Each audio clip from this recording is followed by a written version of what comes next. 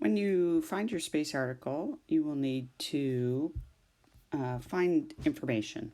So, for instance, the title, I've highlighted it in blue. It's from Scientific America.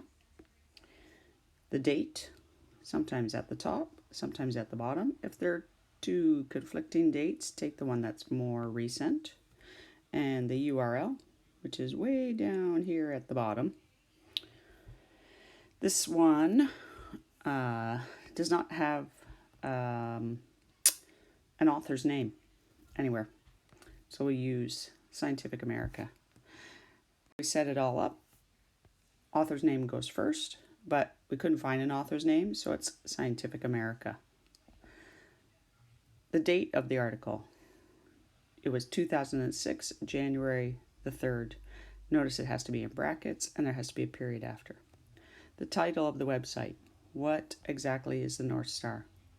When did you look it up? You have to write the word retrieved followed by today's date, when I looked it up, November the 8th, 2020. Notice there's a comma here.